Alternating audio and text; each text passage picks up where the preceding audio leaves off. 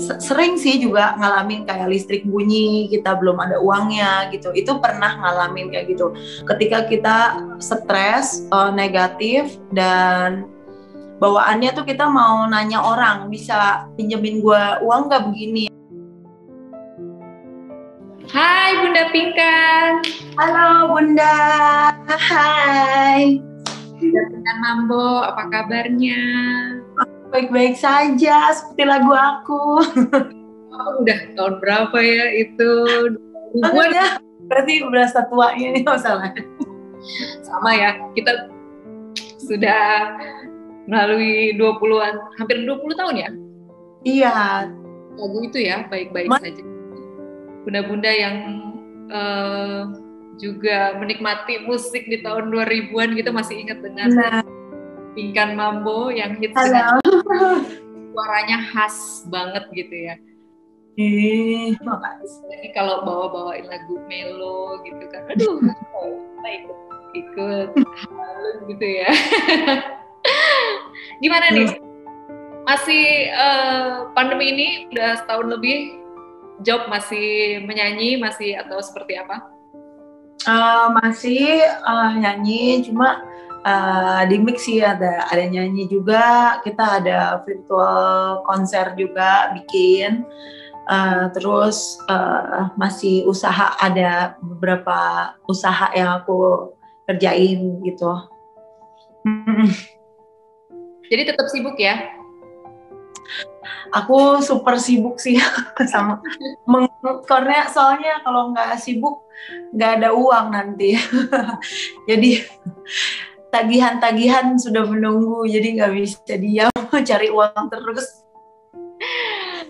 Nah ini selama pandemi ini kan banyak teman-teman di entertain ya, para artis juga musisi gitu yang terkendala soal job, soal penghasilan gitu. Nah kalau Bunda Pinkan sendiri seperti apa yang dihadapi selama pandemi ini? Iya, jadi aku pernah salah metode gitu. Aku yang salah tuh kalau kita berharap kepada orang kaya, berharap kepada manusia, terus kita stres, kita kalau nggak punya uang. Saya juga pernah ngalamin, itu saya banget. Saya udah sering ngalaminnya, misalnya kita nggak ada uang gitu ya, sampai nangis, apalagi anak saya banyak gitu kan.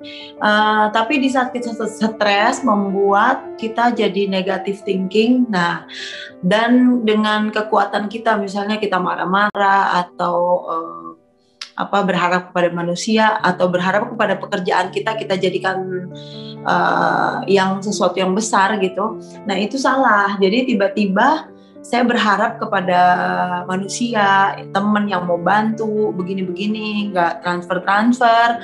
Tetapi ketika saya jadi kecewa gitu. Nah kecewa dengan semua manusia, dan sebenarnya bukan manusia yang salah, kitanya yang berharap kepada manusia itu yang salah.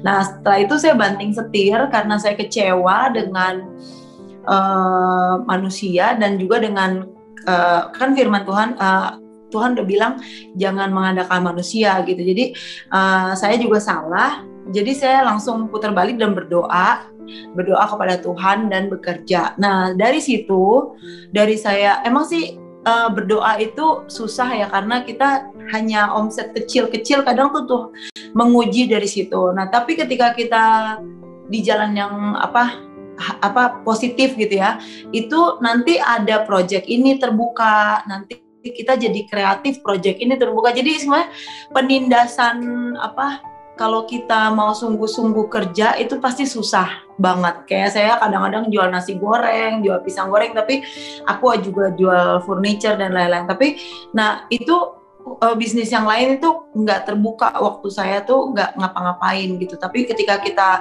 keringet jagung, ketika kita benar-benar kaki jadi pala jadi kaki, itu kita tiba-tiba tuh jadi kreatif gitu Kak. Jadi pintu-pintu bisnis yang lain malah jadi terbuka, dan akhirnya kita nggak pernah kekurangan gitu kalau kita selalu berdoa dan nggak stres gitu.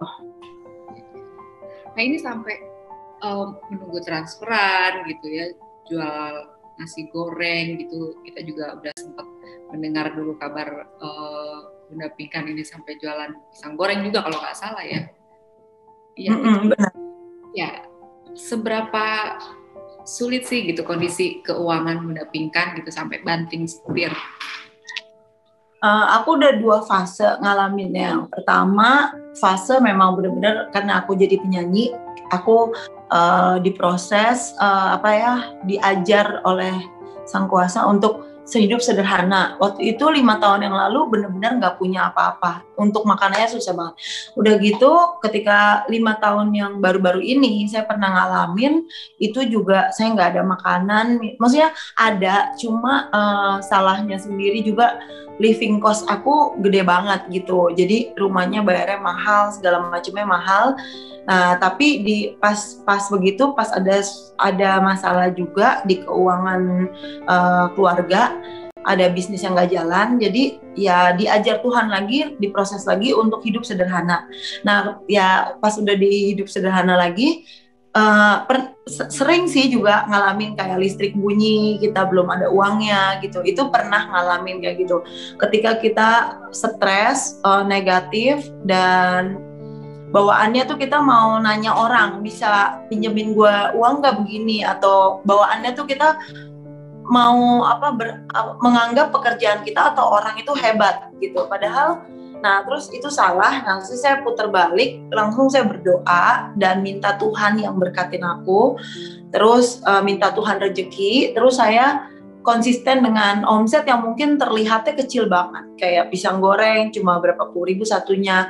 Nah itu susah sih untuk di jalan halal dan positif, itu susah. Sepertinya kalau kita hitung matematika nggak bisa nih, untuk bayar mobil nih nggak bisa, tapi ketika kita jalanin seperti ada mukjizat. Jadi saya orang yang percaya saya hidup karena mukjizat gitu. Jadi ada mukjizat dari hari ke hari, dari yang omset kecil itu, terus ada karena kita mau berkeringat yang susah itu, sepertinya nggak masuk akal nih untuk bayar mobil misalnya. Tetapi tiba-tiba Tuhan buka jalan, misalnya tiba-tiba ada yang nawarin bisnis furniture, kayak sekarang aku jualan meja kantor juga, terus jualan macam-macam, dan pisang aku berkembang begini-begini, terus aku ada cuci mobil juga, ada laundry, ada bisnis-bisnis yang lain gitu, sampai aku lupa. Nah jadi semua itu tuh ada karena karena kita tuh di saat tertindas, kita mau melakukan yang gak enak gitu, melakukan yang sederhana, kayak misalnya jual pisang goreng, jual nasi goreng, walaupun omsetnya kecil, tapi tiba-tiba itu kayaknya dari keringat itu yang bikin